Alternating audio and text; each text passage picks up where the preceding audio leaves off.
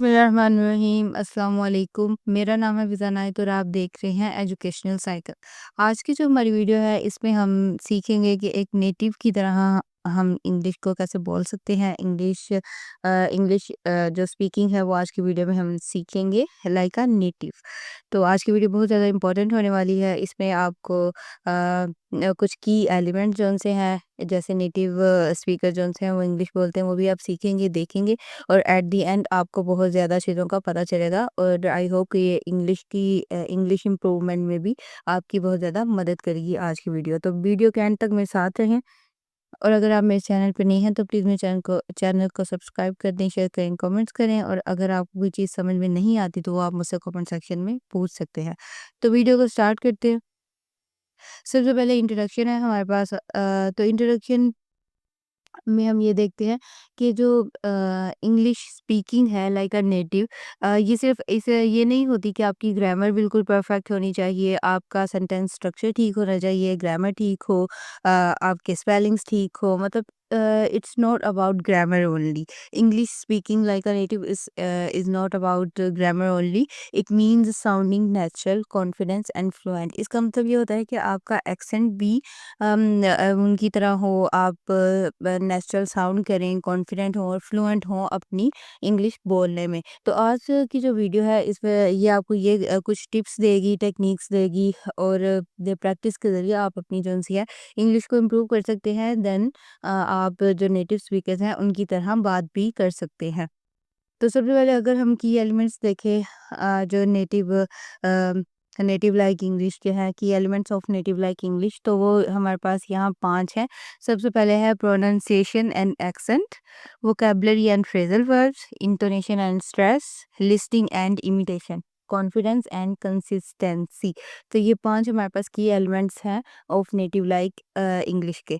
तो इनको हम वन बाय वन भी देख लेते हैं ताकि हमें ज़्यादा अच्छे से समझ आ जाए। तो सबसे पहले हमारे पास है प्रोनाउंसिएशन एंड एक्सेंट।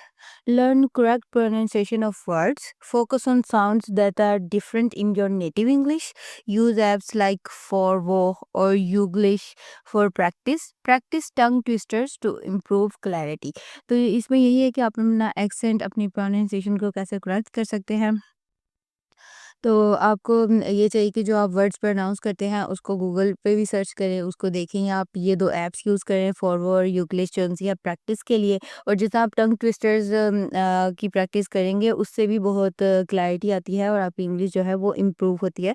और जब आप कोई पॉडकास्ट, कोई मूवीज़ ये सब देखते हैं तो साउंड्स पर भी फोकस किया करें, जो कि हमारी अपनी जो नेटिव लैंग्वेज है उसमें वो डिफ़िकल्ट होते हैं प्रोनाउंस करना, लेकिन जो इंग्लिश स्पीकर्स होते हैं उनके लिए वो प्रोनाउंस करना आसान होता है। तो आप साउंड्स के ऊपर फोकस किया करें, देन आप प्रोनाउंस किया करें।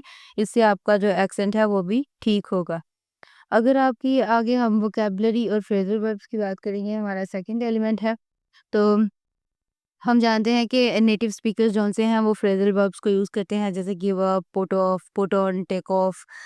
इस तरह के जो सारे वर्ड्स होते हैं उन्हें फ्रेजल वर्ब्स कहते हैं। फ्रेजल वर्ब्स से भी आपको मेरे चैनल पे वीडियो मिल जाएगी, आप वहाँ जाकर देख सकते हैं। फिर उसके बाद आप इडियोमेटिक एक्सप्रेशंस को लर्न करें।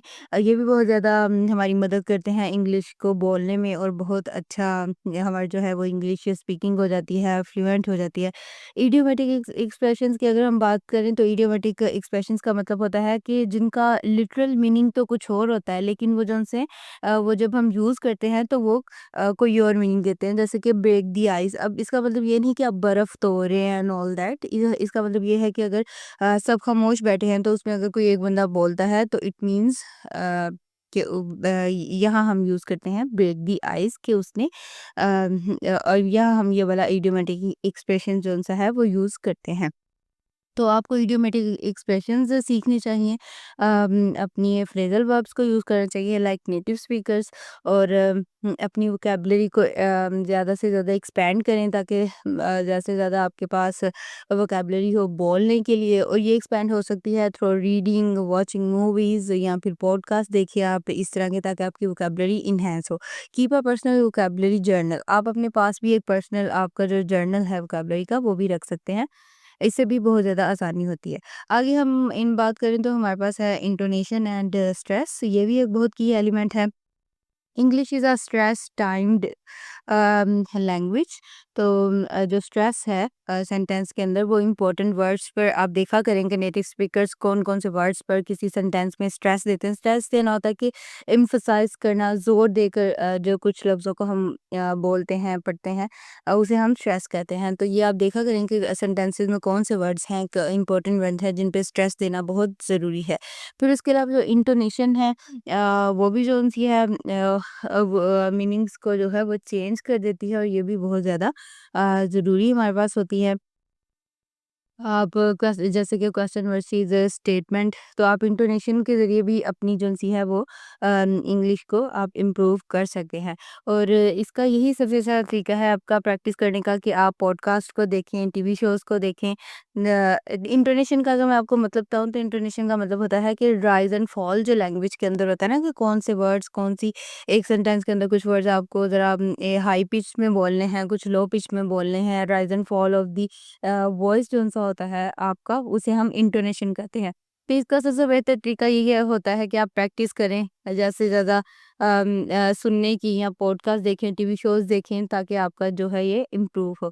उसके बाद लिसनिंग एंड इमिटेशन ये एक बहुत इम्पोर्टेंट पॉइंट है कि अगर आपको नेटिव स्पीकर्स की तरह बोलना है तो सबसे पहले आपको जो उनसे इंग्लिश पॉडकास्ट है, मूवीज़ हैं, सॉन्ग्स हैं, तो जो इंग्लिश में सब चीज़ें होती हैं, वो आपको सुननी पड़ेंगी।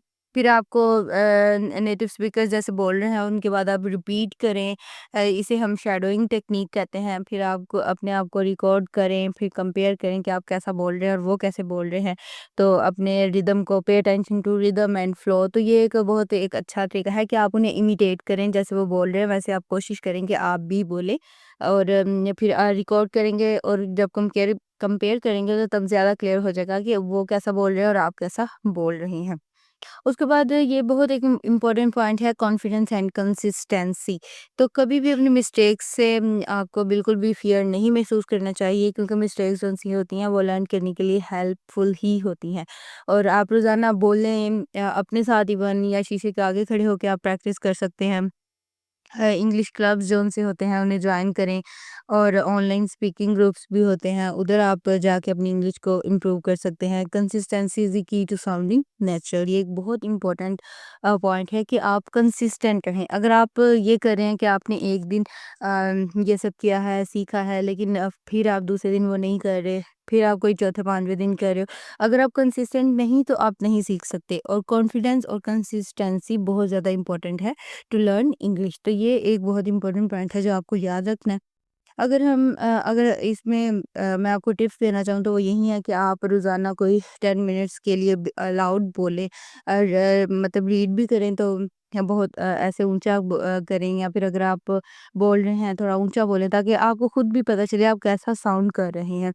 Watch one English video without subtitles तो सबटाइटल्स के बगैर कोई इंग्लिश वीडियो देखें, मूवी देखें ताकि एटलीस्ट आपको उनके जो साउंड्स हैं उन्हें आप परसीव कर सको और प्रोनाउंस करने की कोशिश कर सको। हमें अक्सर सबटाइटल्स के बगैर नहीं समझ आती जो इंग्लिश मूवीज़ भी इवन है। तो आप कोई जौन-सी इंग्लिश वीडियो है वो आप एटलीस्ट रोज़ाना कोई जो है मूवी अगर पूरी-पूरी नहीं भी घंटों की देख सकते, कोई वीडियो विदाउट सबटाइटल्स आप देखने की कोशिश करें और खुद से इंग्लिश में बातें करें कोई भी टास्क करते हुए और रोज़ाना का ये देखें कि आपने कोई 5 न्यू फ्रेजेज़ जौन-सी हैं वो सीखनी है और उन्हें बोलना है, तो इससे आपकी इंग्लिश इम्प्रूव होगी। तो आज का जो हमने सारा पढ़ा अगर उसे हम कंक्लूड करें तो वो यही है speaking like a native requires practice not perfection. तो परफेक्शन की ज़रूरत नहीं होती, प्रैक्टिस की ज़्यादा ज़रूरत होती है। अगर आप प्रैक्टिस ज़्यादा करते हो तो परफेक्शन खुद ब खुद ही आ जाती है। Focus on pronunciation, vocabulary and fluency, consistency builds confidence, keep practice and enjoy the journey. तो ये आज का जो सारा हमने पढ़ा उसे मैंने सम अप किया है इन 4 लाइन्स। तो आई होप कि आज की जो वीडियो है वो आपको समझ आई है। अगर आपको कुछ समझ में नहीं आया तो आप मुझसे कमेंट सेक्शन में पूछ सकते हैं। अगर आपको असाइनमेंट्स बनवानी है तो उसके लिए भी आप मुझसे कंसल्ट कर सकते हैं। और प्लीज़ मेरे चैनल को सब्सक्राइब करें, शेयर करें, कमेंट्स करें ताकि इस तरह की जो अच्छी-अच्छी और इन्फॉर्मेटिव वीडियोज़ हैं वो आप तक पहुँचती रहें। Thank you.